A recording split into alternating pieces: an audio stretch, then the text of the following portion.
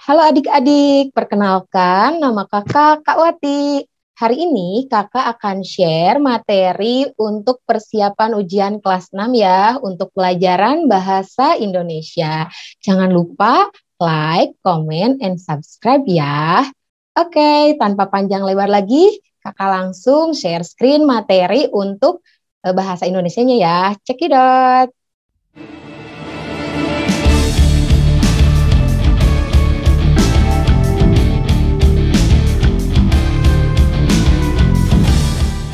Oke, langsung aja ya. Kita bahas untuk lingkup materinya dulu. Oke. Nah, untuk bahasa Indonesia ada 4 lingkup materi ya adik-adik ya. Coba perhatikan di sini. Lingkup yang pertama yaitu membaca non-sastra. Yang kedua, membaca sastra. Kemudian yang ketiga, menulis terbatas. Yang keempat, menyunting kata, istilah, frasa, kalimat, ejaan, dan tanda baca. Oke, kita mulai bahas yang pertama dulu ya, yaitu tentang membaca non-sastra. Nah, di membaca non-sastra ini, adik-adik akan belajar tentang yang pertama, makna kata, istilah, antonim, dan sinonim. Yang kedua, tentang pemahaman bacaan. Yang ketiga, tentang jenis-jenis paragraf. Yang keempat, prediksi kejadian berdasarkan isi bacaan. Yang kelima, membandingkan dua teks. Yang keenam, mengambil pokok pikiran berdasarkan teks untuk melengkapi tabel. Dan yang ketujuh, kode area telepon. Cukup banyak ya. Oke, langsung nih kita bahas yang pertama ya, tentang makna kata, istilah, antonim, dan sinonim. Nah, makna kata apa sih makna kata? Nah, makna kata merupakan arti atau maksud dari suatu kata ya. Kemudian yang kedua tentang istilah. Apa itu istilah? Istilah adalah kata atau gabungan kata yang mengungkapkan makna khusus dalam suatu bidang. Berikutnya yang ketiga nih, antonim. Apa itu antonim? Antonim adalah kata yang memiliki makna berlawanan dengan kata yang dimaksud, atau simpelnya antonim itu adalah lawan kata ya. Yang keempat ada sinonim. Sinonim adalah kata yang memiliki makna sama dengan kata yang dimaksud ya, atau nama lainnya persamaan kata. Oke, supaya lebih paham kita coba ke contoh soal ya. Cekidot. Nah, ini ada soal nomor 1, bacalah paragraf berikut. Kakak bacakan ya. Tanaman hijau memiliki zat hijau daun yang disebut klorofil. Klorofil berfungsi membantu proses fotosintesis pada tumbuhan.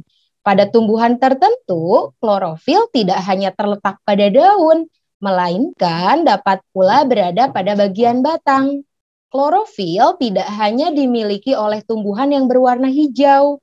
Tumbuhan yang berwarna selain hijau juga memiliki klorofil untuk membantu proses fotosintesis ya. Oke, kita lihat pertanyaannya adalah makna kata bercetak tebal pada paragraf tersebut adalah, nah adik-adik perhatikan ya, coba di sini lihat nih yang bercetak tebalnya kata fotosintesis. Nah, untuk menjawab pertanyaan bahasa Indonesia, adik-adik harus teliti ya. Jadi si pilihannya tuh harus dibaca ya, jangan udah jawabannya jangan gitu ya. Baca dulu satu-satu. A. Pernafasan pada tumbuhan. B. Pembuatan klorofil pada daun. C. Pematangan buah pada tumbuhan. D. Pengolahan makanan pada tumbuhan. Nah, jadi jawabannya ya, betul ya. Jawabannya yang D, pengolahan makanan pada tumbuhan ya. Jadi fotosintesis itu maknanya adalah proses pembuatan makanan pada tumbuhan. Oke, lanjut ya. Nomor 2 nih. Tentang bacalah kalimat berikut. Fadil sedang menanti kedatangan kakeknya di stasiun. Sinonim dari kata menanti adalah, ini pilihannya ya, A. Memberi, B. Meminta, C. Menjamu, D. Menunggu. Nah, di sini ingat ya tadi kata kakak kan sinonim itu adalah persamaan kata ya. Jadi sinonim dari kata menanti adalah D ya, menunggu. Oke, lanjut. Nah, sekarang ke soal nomor berikutnya ya. Kakek mempunyai 2 ekor ayam jantan. Antonim dari kata jantan pada kalimat tersebut adalah A. Betina, B. Wanita, C. Laki-laki, D. Perempuan. Nah, tadi antonim itu adalah lawan kata. Jadi, lawan kata dari jantan adalah betina. Yang A ya jawabannya. Paham ya? Yuk lanjut sekarang ke pemahaman bacaan. Pasti adik-adik udah sering banget nih belajar tentang ini ya, tentang paragraf. Oke, kakak ingetin lagi bahwa sebuah paragraf itu tersusun atas ada kalimat utama, kalimat penjelas, dan gagasan pokok atau ide pokok ya. Oke, kalimat utama itu apa sih? Kalimat utama adalah kalimat yang memuat inti pembahasan suatu paragraf. Ingat ya adik-adik ya, kalimat utama itu biasanya bisa terletak di awal paragraf, di akhir paragraf, atau bisa juga di awal dan di akhir paragraf. Oke, selain kalimat utama, dalam suatu paragraf juga ada yang disebut dengan kalimat penjelas. Nah, kalimat penjelas ini berperan sebagai pendukung pernyataan yang disampaikan dalam kalimat utama. Terakhir, ide pokok. Nah, ide pokok itu adalah pikiran yang menjadi dasar pengembangan suatu paragraf ya. Jadi cara mudah menemukan ide pokok, adik-adik bisa garis bawahi dulu kalimat utamanya, terus adik-adik ringkas deh dari kalimat utama. Bisa seperti itu ya. Oke, supaya lebih paham, kita lihat ke contoh soal ya. Nah, bacalah paragraf berikut. Wow, ini terdiri dari 3 paragraf ya. Kakak bacakan paragrafnya. Pada era digital ini, banyak orang tidak bisa lepas dari gawai. Gawai kini tidak hanya berfungsi sebagai alat komunikasi, gawai juga berfungsi sebagai alat untuk mencari informasi dan sarana hiburan. Internet menjadi salah satu pendukung yang membuat gawai tidak lepas dari tangan. Meskipun memiliki manfaat positif bagi kehidupan, gawai dan internet juga dapat menjadi penyebab penyakit karena kurang bergerak. Sebagai pengguna dan penikmat teknologi, kita harus bijak dalam menggunakan gawai dan internet. Pembatasan gawai sangat dianjurkan agar terhindar dari penyakit dan dampak buruk lainnya. Itu paragrafnya ya, kita lihat. Nih pertanyaannya adalah kalimat utama. Paragraf ketiga pada bacaan tersebut adalah, nah jadi adik-adik fokus aja nih kalau ditanya paragraf ketiga ya, nanti kalau dapat soal garis bawahi paragraf ketiganya, lalu lihat matanya nggak boleh jelalatan ya, langsung ke paragraf 3. Nah, ini paragraf 3. Sebagai pengguna dan penikmat teknologi, kita harus bijak dalam menggunakan gawai dan internet. Pembatasan gawai sangat dianjurkan agar terhindar dari penyakit dan dampak buruk lainnya. Ini ya pilihannya.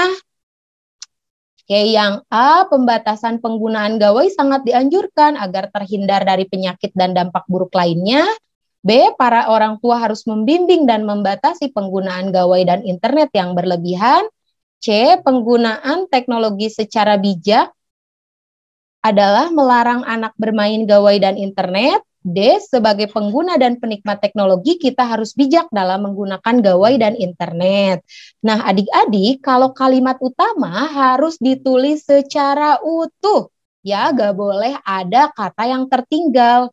Ingat, kalimat utama itu biasanya muncul di awal, di akhir, atau awal dan akhir. Jadi jangan jawab yang kalimat kedua ya, karena kalimat kedua mah itu yang kalimat penjelas ya. Jadi jawabannya yang awal ini ya, kakak kasih warna merah ini. Nah, ini yang menjadi kalimat utamanya ya. Jadi jawabannya kalimat utamanya yang D ya. Oke, lanjut. Oke, kakak perbesar dulu ya. Nah, tentang jenis-jenis paragraf berdasarkan isinya. Oke, ada paragraf apa aja? Kita lihat ya. Yang pertama ada paragraf narasi.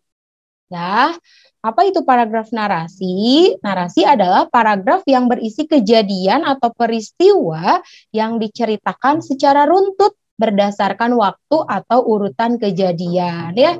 Jadi biasanya kalau di paragraf narasi itu ada unsur tokoh ya, ada unsur latar biasanya ya. Oke, itu yang pertama.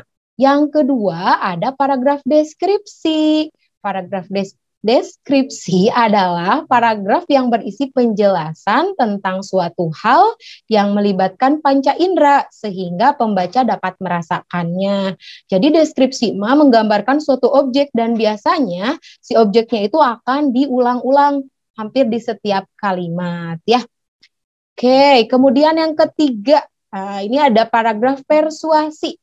Paragraf persuasi adalah paragraf yang bersifat mengajak pembaca agar melakukan anjuran atau ajakan yang disampaikan. Jadi intinya persuasi paragraf yang berupa ajakan ya. Ciri khasnya itu kalau dalam paragraf itu ada kata ayolah, marilah ya, ada kata-kata ajakan.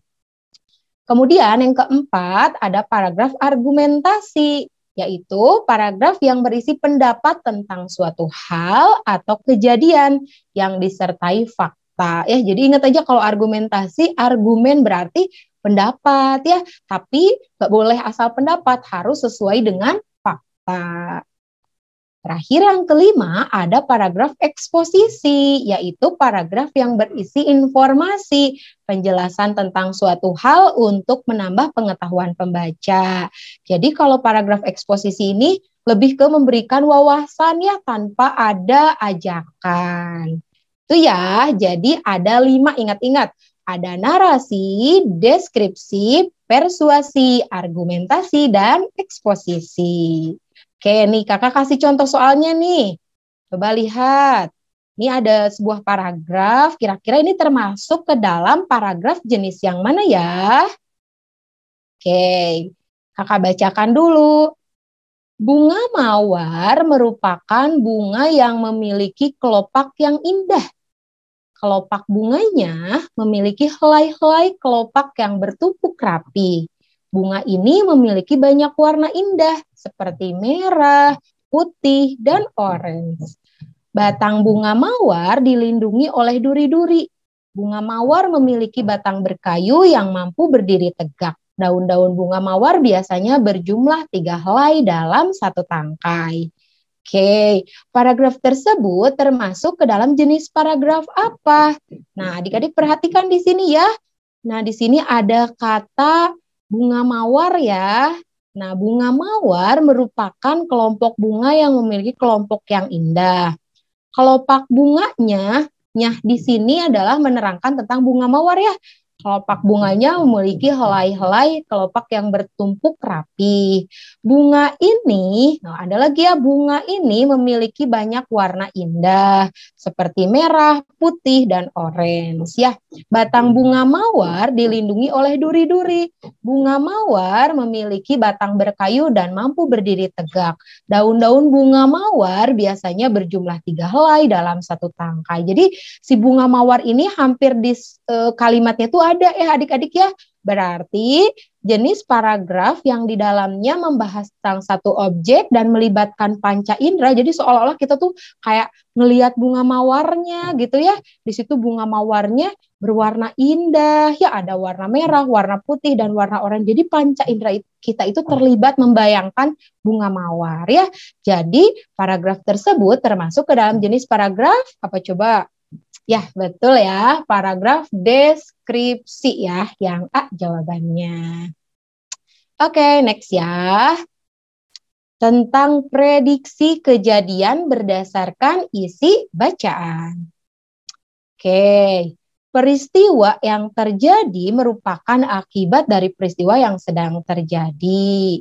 Nah, prediksi kejadian itu dapat kita ketahui dengan cara, satu, adik-adik harus baca dulu keseluruhan isi teksnya. Kemudian yang kedua, pilihlah kemungkinan terjadinya peristiwa berdasarkan kejadian sebelumnya. 3, perhatikan topik bahasannya. Itu ya cara-caranya. Jadi kalau prediksi itu kan sesuatu yang belum terjadi ya. Jadi kita bisa mengetahui apa kemungkinan yang akan terjadi setelah kita baca teks. Jadi adik-adik jangan kaget ya kalau di soal bahasa Indonesia itu hampir setiap soal itu ada bacaannya ya. Baca teksnya pasti adik-adik bisa jawab soal-soalnya. Oke nih contoh soal. Bacalah paragraf berikut. Wow, banyak ya. Ini satu paragraf. Nah, di sini pertanyaannya akibat jika anak hanya mengonsumsi makanan cepat saji tanpa buah dan sayur adalah, nah prediksinya apa nih kalau anak-anak mengonsumsi makanan cepat saji atau fast food tanpa makan buah dan sayur ya. Nah, adik-adik harus baca dulu teksnya. Buah dan sayur mengandung banyak serat yang mengenyangkan dan menyehatkan. Kekurangan mengonsumsi buah dan sayur dapat menyebabkan gangguan pencernaan hingga mengidap obesitas atau kegemukan pada anak. Selain itu, anak-anak biasanya lebih suka makanan cepat saji atau junk food yang mengandung lemak jahat.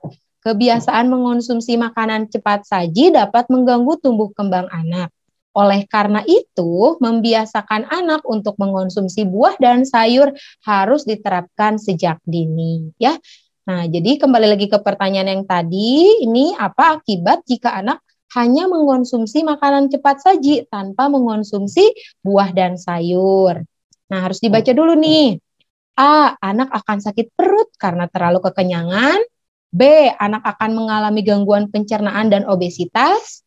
C, anak tidak akan sakit karena diserang oleh lemak jahat.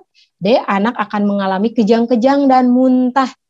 Nah, jawabannya adalah, nah harus sesuai dengan bacaannya ya. Di sini ada nih, kekurangan mengonsumsi buah dan sayur dapat menyebabkan gangguan pencernaan hingga mengidap obesitas atau kegemukan pada anak. Berarti prediksi yang akan terjadi adalah anak akan mengalami gangguan pencernaan dan obesitas atau kegemukan. Wah, masih banyak nih ya. Kita lanjut lagi tentang membandingkan dua teks ya. Nah, membandingkan dua teks berarti menemukan persamaan atau perbedaan informasi dari dua buah teks ya. Caranya kalau adik-adik nanti ingin menemukan persamaan atau perbedaan isi dari dua teks, yang harus adik-adik lakukan, yang pertama, baca teks dengan seksama. 2, temukan topik yang dibahas. 3, tentukan unsur adik simba. Apaan itu adik simba? Nah, unsur adik simba itu A-nya itu apa, D-nya di mana, K-nya kapan, C-nya siapa, M-nya mengapa, B-nya bagaimana. Ya, itu kalimat tanyanya ya. Kata tanya dalam kalimat tanya. Dan yang terakhir, yang keempat, adik-adik harus bisa memahami gaya bahasa dalam setiap teks ya. Biar lebih paham, kita lihat contoh soalnya ya. Nih, ada 2 buah teks. Nanti perintahnya adik-adik, persamaan kedua teks tersebut adalah, nah ini sama-sama membahas tentang apa? Oke, kita baca dulu teks ke-1. Saat sedang berlibur ke Yogyakarta, tidak afdol rasanya jika tidak menyantap makanan khas daerah istimewa ini. Ya, dia adalah gudeg, makanan legendaris dari kota Yogyakarta yang sudah terkenal sejak zaman dahulu. Ini memiliki cita rasa yang unik. Gudeg biasanya disajikan dengan ayam kampung, tempe, tahu, sayur nangka, dan tambahan kerupuk, sehingga membuat makanan ini wajib ada di daftar menu yang akan dicoba saat mengunjungi Yogyakarta. Itu ya teks ke-1, jadi ini ngomongin tentang makanan khas dari Yogyakarta ya, yaitu gudeg. Teks kedua, nah tentang sate kelatak, merupakan sate kambing yang dibumbui garam lalu dibakar dengan besi sebagai tusuk satenya. Sate unik ini dapat kamu temui ketika berada di kota Yogyakarta dan sekitarnya. Sate ini memiliki cita rasa yang khas dan akan mengingatkanmu pada kota Yogyakarta. Tentang makanan ya. Semoga adik-adik gak jadi lapar ya. Oke, teks 2 ini ngebahas tentang makanan khas juga ya dari Yogyakarta yaitu sate klatak. Nah, persamaan kedua teks tersebut adalah A. Makanan khas Yogyakarta, B. Nasi gudeg dan sate klatak, C. Makanan tradisional khas Jawa Barat, D. Makanan-makanan yang ada di Yogyakarta. Apa coba jawabannya? Ya, betul ya. Jawabannya adalah yang A.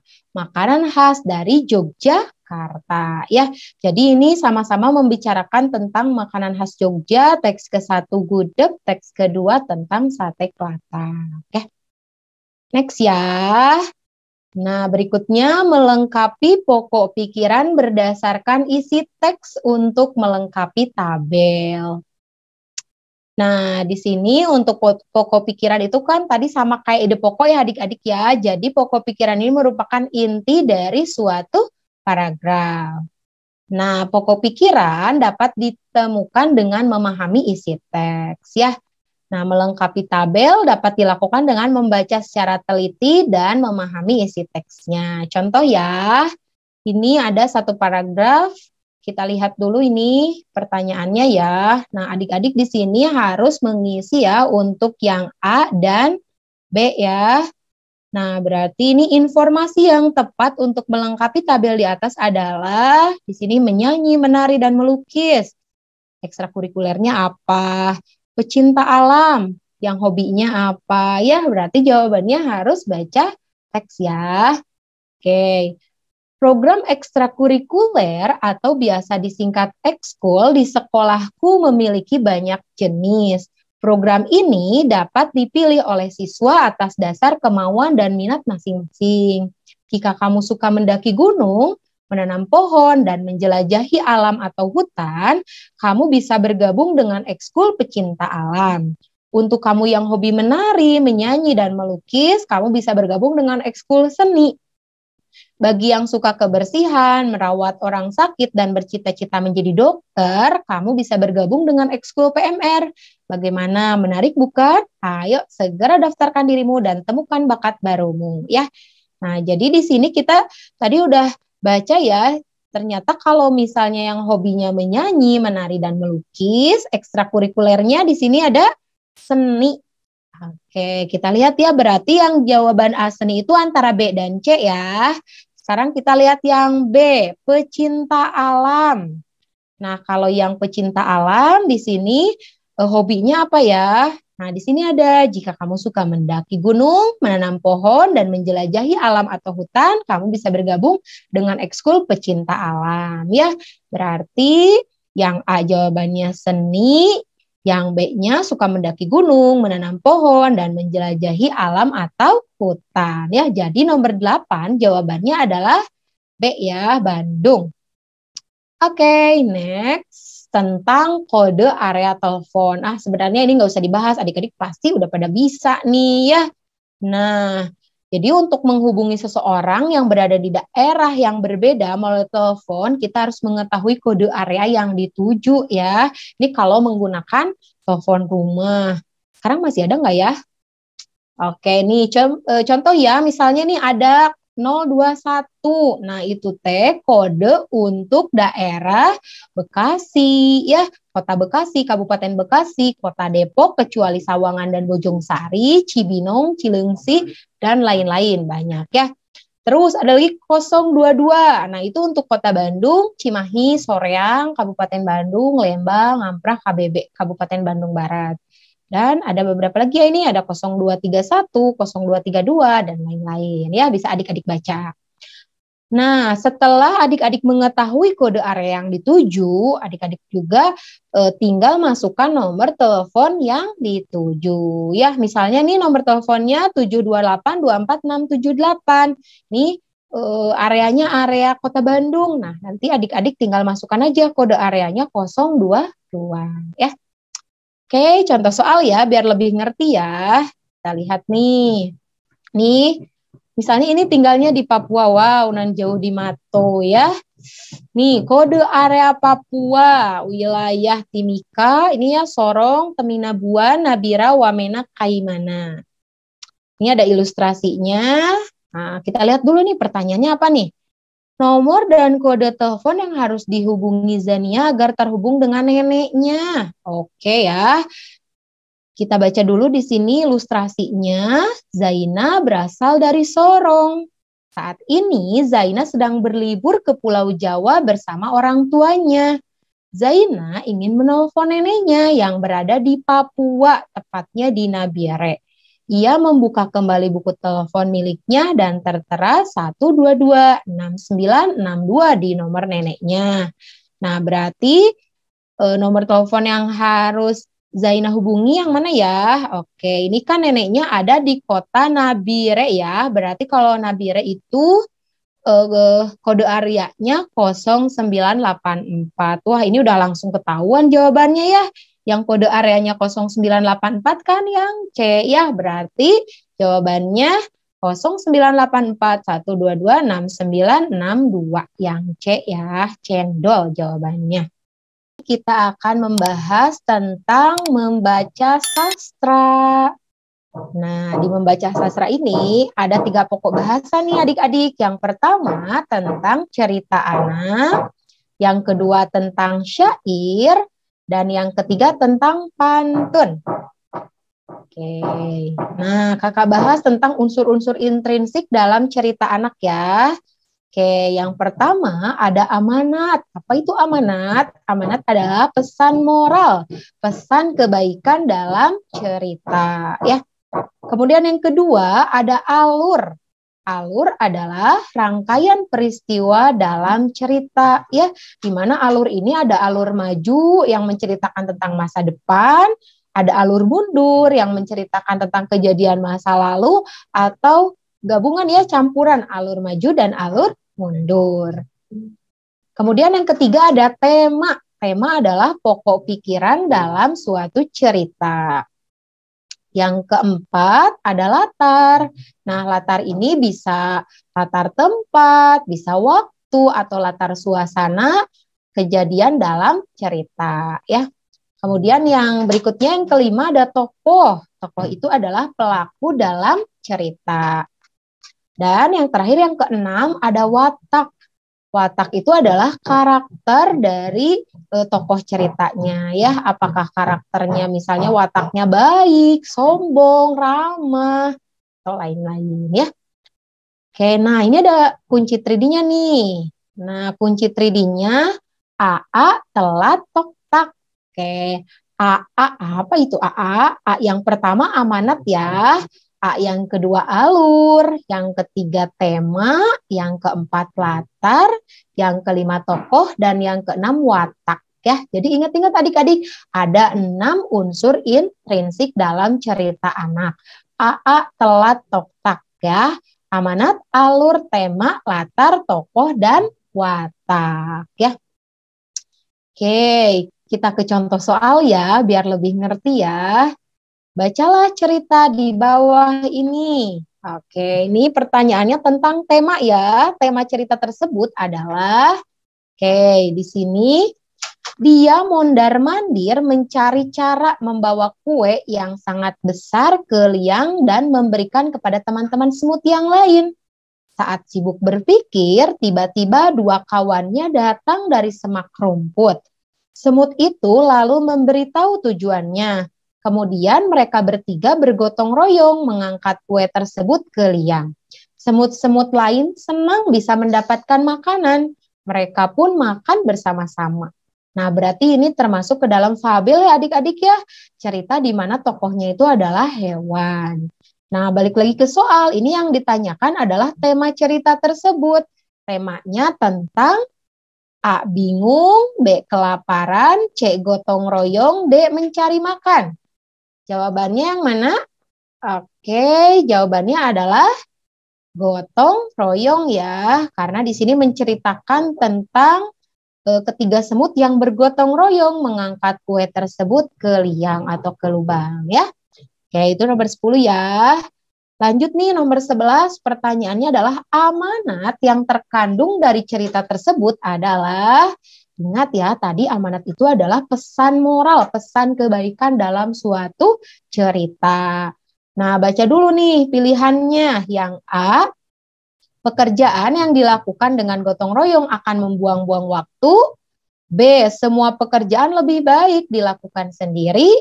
C. Pekerjaan yang dilakukan secara gotong royong akan menjadi lebih ringan. Ataukah D. Pekerjaan yang banyak tidak perlu dibagi dengan orang lain? Jawabannya yang mana coba? Ya betul ya, yang C. Pekerjaan yang dilakukan secara gotong royong akan menjadi lebih ringan. Itu ya tema dan amanat dari cerita Fabel tadi. Oke, berikutnya nih. Di membaca sastra, adik-adik akan menemukan soal tentang syair. Oke, apa itu syair? Syair merupakan puisi lama. Nah, syair itu menggunakan kata-kata yang indah dalam setiap lariknya. Syair mempunyai rima atau bunyi akhirnya ya. A, sama semua ya. Nah, kemudian syair itu memiliki pesan yang disampaikan pengarang kepada pembaca. Oke, contoh nih, contoh syair. Wahai para pemburu ilmu, selalu hormati para guru, agar kelak tercapai cita-citamu, membumbung tinggi ke langit biru. Nah, itu syair ya. Jadi syair ini satu baitnya terdiri dari 4 baris ya. Kemudian setiap baris itu punya rima yang sama ya. Jadi bunyi vokal akhir yang sama. Di sini kan bunyinya u, u, u. Nah, ini u semua. Nah, itu yang disebut dengan syair. Dan syair itu dari baris ke-1, ke-2, ke-3 dan ke-4 semuanya termasuk isi ya. Oke. Nih kita ke contoh soal. Nah, bacalah syair berikut. Pertanyaannya pesan ya, pesan dari syair tersebut adalah, jika kau ingin mengarungi dunia, tak perlu lagi berkelana, cukup perbanyaklah membaca, kau akan tahu dunia dan segala isinya. Nah, pesan dari syair tersebut adalah, A. Perbanyaklah membaca untuk mengenal dunia. B. Membaca bisa mengantarmu keliling dunia. C. Buku adalah jembatan dunia. D. Dunia ada di dalam kertas. Berarti ingat tadi kata kakak ya, kalau syair itu dari baris 1, 2, 3, dan 4 itu udah termasuk isi ya. Jadi di sini pesannya apa? Ini ada ya, jika kau ingin mengarungi dunia tak perlu lagi berkelana, cukup perbanyaklah membaca, kau akan tahu dunia dan segala isinya. Berarti pesannya yang A ya, perbanyaklah membaca untuk mengenal dunia. Tuh berikutnya. Nah, membaca sastra berikutnya, adik-adik nanti akan menemui soal tentang pantun ya. Oke, ciri-ciri pantun yang pertama, setiap bait terdiri dari 4 baris, kemudian setiap baris terdiri dari 8 sampai 12 suku kata.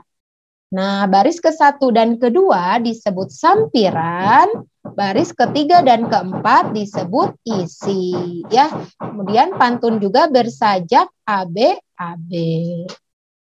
Nah, jadi ini sebenarnya mirip ya adik-adik ya sama syair, tapi ada bedanya ya. Kalau syair kan dari baris 1, 2, 3, 4 itu termasuk isi ya. Kalau pantun enggak. Jadi pantun mah baris ke-1 dan ke-2-nya disebut sampiran, baris ke-3 dan ke-4-nya disebut isi ya. Oke, contoh soal ya. Nah, bacalah pantun berikut. Pertanyaannya tentang pesan dalam pantun ya. Pergi berlibur ke kota Jakarta, tak lupa foto di Tugu Monas. Lestarikan selalu budaya kita agar budaya dikenal luas. Lihat nih rimanya ya. Baris ke-1 sama kayak baris ke-3. A, A. Baris ke-2 sama dengan baris ke-4. As, as. Bunyi vokalnya A ya. Jadi pesan dalam pantun tersebut, ingat, pesan itu ada di baris ke-3 dan ke-4 ya. Yang A, menjelajahi kota Jakarta agar mengetahui budayanya. B, melestarikan budaya agar dikenal masyarakat luas. C, mempelajari budaya Jakarta agar dapat diceritakan ke generasi selanjutnya. D, mengunjungi Tugu Monas agar mengetahui sejarah kota Jakarta. Nah, lihat di sini baris ke-3, lestarikan selalu budaya kita agar budaya dikenal luas. Jadi jawaban yang tepat adalah yang B ya, melestarikan budaya agar dikenal masyarakat luas. ya, yang Bandung jawabannya. Oke, selesai nih adik-adik. Terima kasih banyak ya. Semoga bermanfaat. Sampai bertemu di lain kesempatan. Dadah.